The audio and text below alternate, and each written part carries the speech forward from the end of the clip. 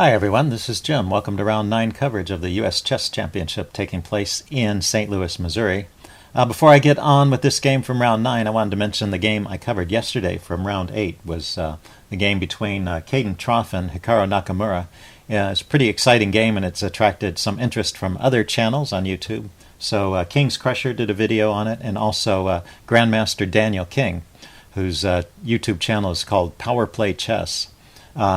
Mentioned the game and covered parts of it in his most recent video on the U.S. Chess Championship. So it's a pretty interesting game, and it's worth taking a look at some other perspectives on the game, so you might find that interesting. The game I selected from Round 9 is between Daniel Naroditsky and Conrad Holt, two young players. They're not having the best tournament, but they played an interesting game today. Daniel Naroditsky with the white pieces is another chess player from the Northern California chess scene. He's 19 years old and plans to attend Stanford next year. And he's also one of the youngest chess authors. He's already written 2 books. So pretty exciting young player. His opponent, Conrad Holt from Kansas, currently attending the University of Texas at Dallas, where he plays on the UTD, University of Texas at Dallas chess team, and also is studying physics, working on his undergraduate major in physics. He's 21 years old. So Daniel kicks off with e4. Conrad replies e6, and after d4, d5, this is the French defense.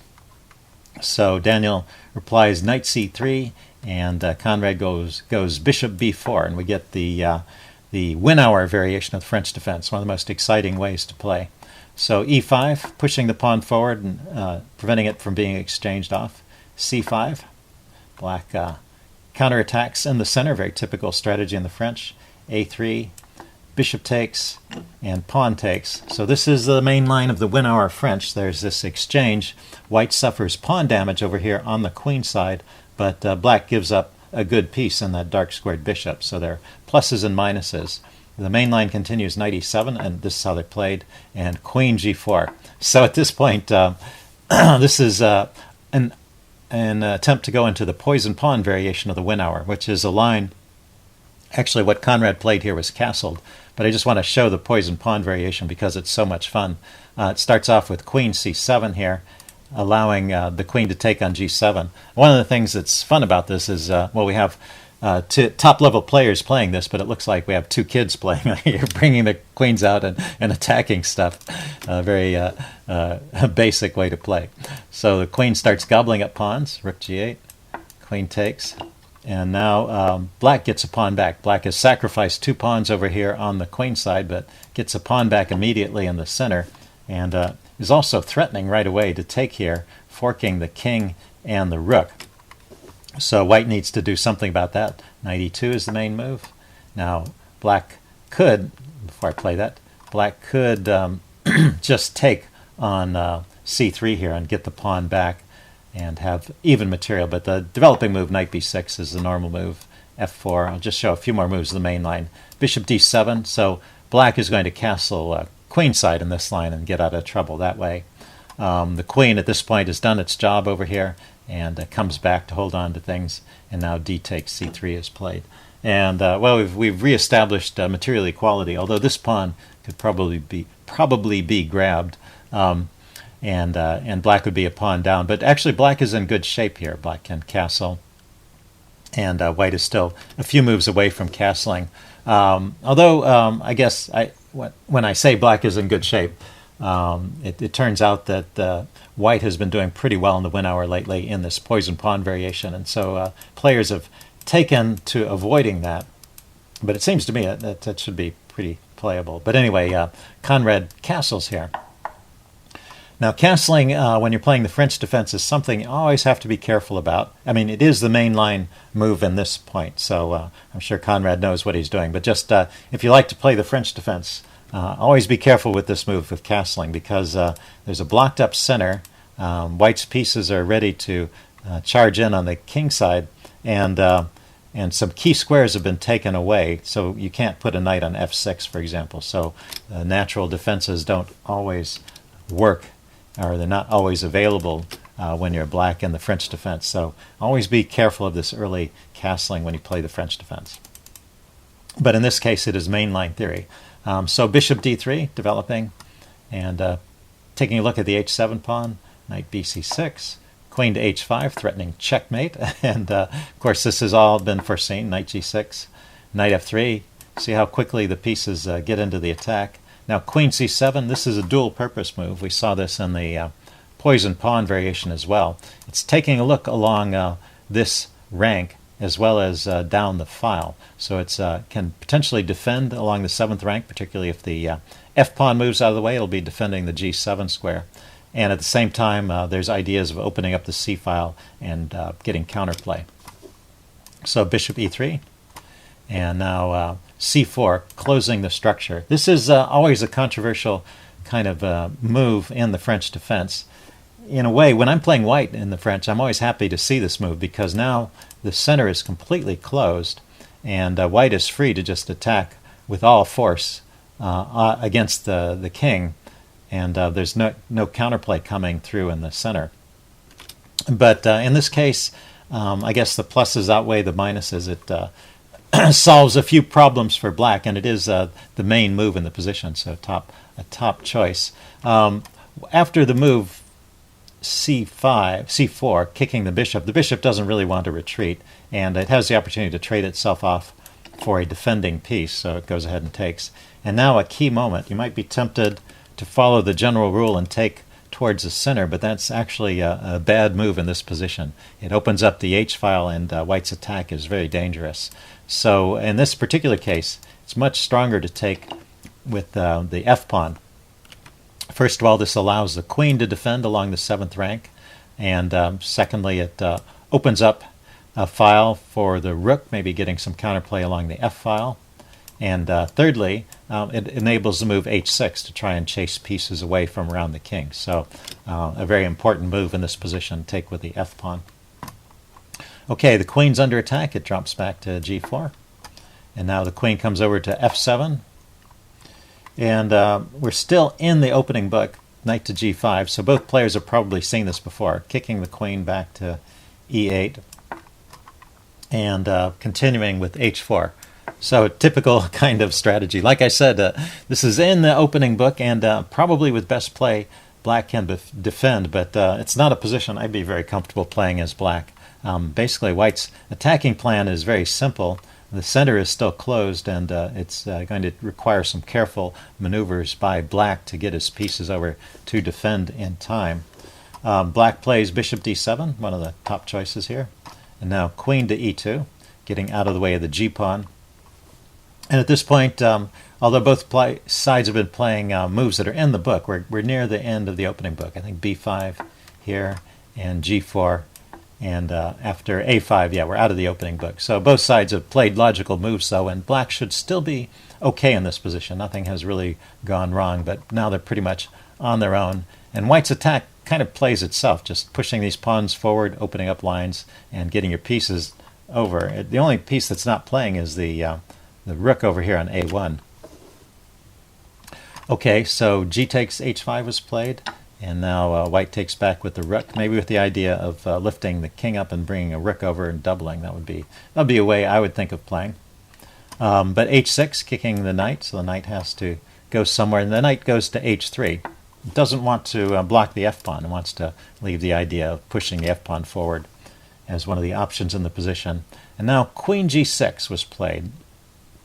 It is a position where black needs to play some defensive move.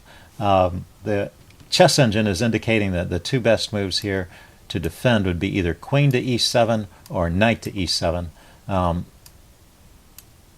guess queen to e7, yeah, I'm not entirely sure what queen to e7 does. It does defend the g7 pawn. Maybe that's the main idea. Knight to e7, I understand, is bringing the knight over to just help defend on the king side. Makes a lot of sense to me. So those are the two recommended defensive moves. Instead, Conrad played queen to g3, maybe with some active ideas as well, trying to defend, but also looking at a couple of white's pawns here, which are defended, so it's not a threat, but maybe putting a little pressure on things. Anyway, it loses a tempo to knight f4. Knight f4 is played. The queen drops back to h7. But this is probably Conrad's idea. He thought the queen over here on h7 might defend. But I don't know. There's these threats of g5 now, taking advantage of the pin on the queen. Looks a little bit scary. But first, Daniel drops back to h1. I guess on the immediate g5, perhaps black can play g6 and kick the rook. So the rook drops back. Now b4, pushing on the queen side. g5, trying to open up lines on the king. And now at this point there's a slight misstep from Conrad. So still things are probably holding. And the recommended move is b takes c3. So b takes c3. And now if Daniel were to continue with taking on h6, which is probably the original intention, it doesn't quite work out in this case. So pawn takes h6. Black can sack the exchange here. Rook takes, bishop takes, and then knight here, grabbing the d-pawn. And black gets a lot of compensation for the exchange in these lines. In fact, actually, this is winning because the queen has nowhere to go to. So let's back up. So that's completely unplayable for white. So after let's see, yeah, in this position, yeah, g takes h6 just can't be played. So what white needs to do is to play a defensive move first, rook d1, and then black can sack the exchange. This is an idea in all of these lines. Rook takes f4, bishop takes f4, and in this position, black is still defending. So, and that was with best play from white. So that started out with this immediate b takes c3, when it's black's move here. Conrad had a similar idea, but he sacked the exchange immediately. He played rook takes, and this is not quite as precise. After bishop takes, then he played b takes c3. There's no immediate knight coming in here, but he plays b takes c3 now, and this gives white time to defend with the bishop. The bishop drops back to e3. And now black is in a bit of trouble. The threat on the h-pawn is quite serious, and the threat is just to take and take and take with the rook, with the bishop here and the rook coordinating on the h6 square. So Conrad decides to give up the pawn but keep lines closed by playing h5, and after rook takes h5, queen goes to g6. And now this is a long game from this point. Just want to, let's see, well, go ahead and put in castles. It's funny. Castles queenside. Looks like one of those moves you're not sure you want to play. But because there is this open b file that black could take advantage of for counterplay. But it takes time for black to organize the counterplay. If you count, it would take one move with the rook, and then 1, 2, 3 moves with the queen. So that's 4 moves altogether before he can make a threat on the b file. Although it would be a pretty deadly threat, because that would threaten the immediate checkmate. But I think the main purpose of this castling move is to just get the rook in the game, and the threats against black's king are so severe that he doesn't have time to play these attacking moves. So this is just kind of a fantasy variation for black. White is going to make threats, and black is going to have to respond over here. After castling, black plays king f7, trying to get his king away from the dangers. Now this rook comes over to the h-file, and the king runs all the way to e7. So yeah, I'm going to go forward a few moves because this is a long game, and it'll go up to the point where the queens come off. There's some maneuvering here, and there's some exchanges right here, and we get into this endgame. And I think at this point it's all over. Basically, white just kept up the pressure and forced these trades, and now this is a winning endgame. At first, it looks like, if you just count the material, it looks like black has some compensation for the exchange. He's got an extra pawn, but the extra pawn is doubled, and these 4 pawns are completely blocked by these 3. And the other problem is that this pawn is falling. So effectively, after rook g8, bishop and rook takes, effectively white is a pawn up. And now the game goes on a long time from here, but Daniel never really lets go of the win. I'll just play through the remaining moves so you can see the pieces maneuver around. He even grabs another pawn here. That doubled pawn just couldn't be defended. And the thing is, it doesn't get played out all the way to mate or anything after about 60 moves, when it's clear that Daniel's not going to make any mistakes. He chases the king all the way around to this location where it has almost no moves. It's never escaping this box. And formed by white's pieces, it can just move around between a couple of squares here. Black is basically hopeless, and white's king can now come over and help this pawn promote. The pawn can't promote immediately because the bishop is stopping it, but eventually white will be able to win this game. And so at this point, Conrad resigned. So pretty interesting game. Hope you didn't mind the fast forward through the long finish, but I tried to highlight the key parts of the game. So after 9 rounds, actually there was one other interesting incident in round 9 I should mention, which is that Wesley So was playing Verusian Jacobian and was forfeited for taking notes, was the official reason.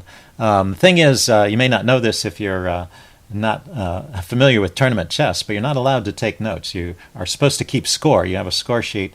You're allowed to write down the moves as you play them, after you play them, and you're allowed to put notes on the score sheet. The only thing you're allowed to record, though, is the time, or the times, and like the times of the moves, for example, if you're trying to keep track of your time usage, and draw offers or other things relevant to the game. So you're only allowed to record things that are already evident, and you're not allowed to, for example, write little notes to yourself about, if I play this move, he can do this. It's a kind of a little reminder. You're not allowed to have any memory aids, I guess is the point. You're just supposed to be purely a mental activity, so anything about the game other than just the facts, the simple facts of the moves and the time is off limits for any notes.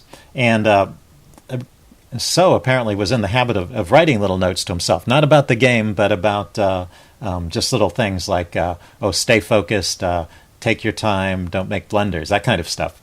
And that's the kind of stuff, actually, I say that to myself sometimes during games to calm myself down at certain points if I get overexcited. I have little mantras I can say like that. But you can't write them down, I guess. And so even though it seems very harmless, apparently he was warned about it at during some previous games that's not allowed. And in this game, he wrote a little note on a separate piece of paper, not on his score sheet, which he thought, I guess, was okay.